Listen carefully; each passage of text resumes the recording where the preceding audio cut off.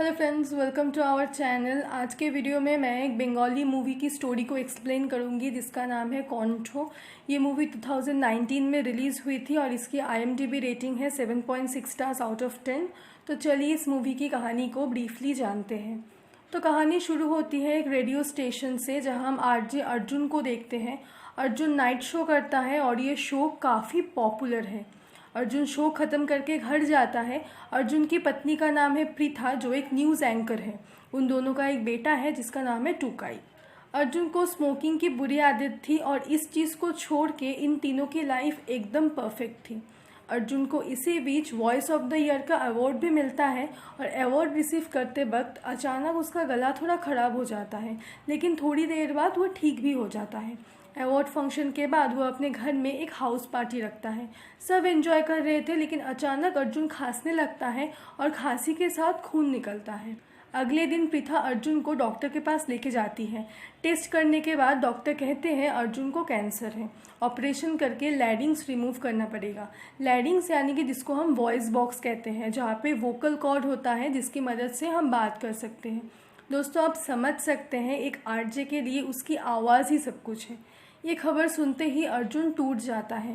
पहले तो वो ऑपरेशन के लिए भी राज़ी नहीं था, पर बाद में प्रीथा उसको समझाती है। ऑपरेशन के बाद डॉक्टर प्रीथा से कहते हैं अर्जुन अब पहले की तरह रेडियो में शो नहीं कर पाएगा। इससे वो डिप्रेस्ड हो सकता है, वायलेंट भी हो सकता है, लेकिन प्रीथा को उसे संभलना होगा। दोस्तों, जिन्हें लैरिंजेक्टमी के बारे में नहीं पता है उनके लिए मैं बता दूं, ये एक प्रोसेस है जिससे ऑपरेशन के थ्रू लैरिंग्स को रिमूव किया जाता है। हम जब सांस लेते हैं तब लैरिंग्स के थ्रू एयर पास होता है। ऑपरेशन के बाद गले में एक छोटा सा होल कर दिया जाता है जिसको कहते हैं स्टोमा। स्टोमा के थ्रू एयर विंड पाइप में जाता है जिसको हम ट्रकिया कहते हैं, और ट्रकिया से एयर लंग्स में प्रवेश करता है। तो अर्जुन के केस में भी ऐसा ही है। सांस लेने के लिए उसके गले में एक छोटा सा होल कर दिया जाता है। धीरे धीरे वो कैंसर से तो रिकवर होता है, लेकिन बात ना कर पाने की वजह से बहुत डिप्रेस्ड होता है। वो ज़्यादातर अकेले रहने लग गया था। उसे जब भी कोई कम्युनिकेशन करने की ज़रूरत पड़ती उसे लिखना पड़ता था। अब लैरिंजेक्टमी पेशेंट्स को एक स्पीच थेरेपी करवाया जाता है। वो नॉर्मल तरीके से तो बात नहीं कर सकते, लेकिन एसोफेगल स्पीच प्रोड्यूस कर सकते हैं। एसोफेगस यानी कि फूड पाइप, लेकिन इसके लिए प्रैक्टिस चाहिए। और जैसे हम बचपन में एक एक अल्फ़ाबेट को पहले सीखते हैं, वैसे ही इस केस में भी पेशेंट को शुरू से शुरू करना पड़ता है। इतना कुछ करने के बाद भी वॉइस नॉर्मल नहीं होता, एक डिस्टॉर्टेड साउंड प्रोड्यूस्ड होता है। और एक तरीका है इलेक्ट्रोलैरिंग्स, जो एक बैटरी ऑपरेटेड डिवाइस है जो एक आर्टिफिशियल वाइब्रेशन क्रिएट करता है, जैसे नॉर्मल इंसान में जो काम वोकल कॉर्ड करता है। लेकिन इस केस में भी एक रिकॉर्डेड टाइप का साउंड प्रोड्यूस्ड होता है। ऐसा लगता है जैसे कोई मशीन बोल रहा है, लेकिन एसोफेगल स्पीच से ये ज़्यादा क्लियर वॉइस प्रोड्यूस करता है। अर्जुन बहुत सारे पेशेंट्स को देखते हैं जो ऐसे थेरेपी से डिस्टॉर्टेड वे में बात कर रहे थे। उसे ये देखकर और भी गुस्सा आता है। उसे लगता है ऐसे बात करने से तो अच्छा है वो चुप ही रहे। लेकिन एक दिन वो देखता है उसका बेटा छत पे एक पतंग को पकड़ने की कोशिश कर रहा था। वो अपने बेटे को इशारा करता है वहाँ से हट जाने के लिए, लेकिन वो नहीं देखता। वो भागकर छत पे जाता है और अपने बेटे को बचाता है। उस दिन उसे पता चलता है बात करना कितना ज़रूरी है। अर्जुन अपने बेटे को साथ लेकर स्पीच थेरेपिस्ट रोमिला के पास जाता है। रोमिला समझती है कि अर्जुन की डिप्रेशन इसलिए नहीं है कि वो बात नहीं कर सकता, उसे डिप्रेशन इसलिए है कि वो रेडियो में शो नहीं कर पाएगा। रोमिला अर्जुन से प्रॉमिस करती है कि वो वापस रेडियो में शो ज़रूर कर पाएगा, लेकिन इसके लिए बहुत मेहनत चाहिए। काम बहुत मुश्किल काम है। पहले अर्जुन को सिर्फ वॉवल सीखना था और लगातार प्रैक्टिस करना था। शुरुआत में उसे ये नहीं हो रहा था। वो अपने पत्नी प्रीथा पर गुस्सा करता है, लेकिन धीरे धीरे डिस्टॉर्टेड ही सही पर वावल बोल सकता था। फिर धीरे धीरे उसे एक एक करके वर्ड सीखना था। रोमिला प्रीथा से कहती है कि वो अर्जुन की ज़रूरतों का ख्याल ना रखे, ताकि अर्जुन खुद से कोशिश करे बात करने की।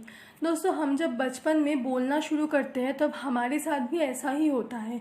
हम पहले सिर्फ एक वर्ड बोलते हैं और वो भी ठीक तरीके से नहीं बोल पाते, लेकिन हम कोशिश करते हैं और इसी कोशिश की वजह से धीरे धीरे बात करना स्टार्ट करते हैं। इस केस में भी प्रीथा ऐसा ही करती है। पहले हर चीज़ में वो अर्जुन की सहारा थी। कोई भी चीज़ ज़रूरत से पहले अर्जुन के हाथों में वो देती थी, लेकिन अब वो अर्जुन को इग्नोर करने लगती है ताकि अर्जुन बात करने की कोशिश करे। अर्जुन गुस्सा करता है, बोलने की कोशिश करता है लेकिन बोल नहीं पाता। वो कॉन्फिडेंस खो देता है। रोमिला उसे ऐसे एक इंसान के पास लेके जाती है जो लैरिंजेक्टमी के बाद बात कर पा रहा था। उस इंसान से मिलकर अर्जुन फिर से मोटिवेट होता है और प्रैक्टिस चालू करता है। रोमिला उसे लेकर मार्केट जाती है जहां उसे सारे सामान खुद से खरीदना होगा। पब्लिक प्लेस में हर जगह खुद चुप रहकर अर्जुन को वो आगे खड़ा करती है ताकि वो बोलने की कोशिश करे और धीरे धीरे एसोफेगल वॉइस और इलेक्ट्रोलैरिंग्स दोनों तरीके से वो बात कर रहा था। इसी बीच में प्रीथा अर्जुन के ऑफिस जाती है और सबको कन्विंस करती है अर्जुन को एक शो देने के लिए। प्रोड्यूसर राजी तो होता है लेकिन उसे सिर्फ वीकेंड का शो मिलता है।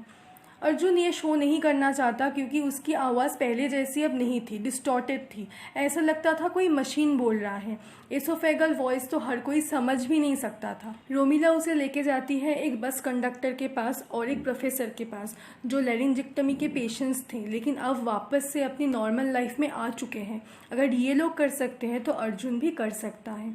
अर्जुन ये देखकर बहुत मोटिवेट होता है और राज़ी हो जाता है ये शो करने के लिए, और ये शो स्पेशली बच्चों के लिए होगा। रेडियो में शो करते वक्त अपनी दोनों टाइप के वॉइस को इस्तेमाल करके अर्जुन 2 डिफरेंट कैरेक्टर्स को जन्म देता है और ये शो भी काफ़ी हिट हो जाता है। तो दोस्तों, ये मूवी सिर्फ कैंसर पेशेंट्स के लिए नहीं, हम सब के लिए एक मोटिवेशन है। जब हम जिंदगी में एक बार फेल होते हैं तो हमें उस काम को छोड़ना नहीं चाहिए, कोशिश करते रहना चाहिए क्योंकि कोशिश करने वालों की कभी हार नहीं होती।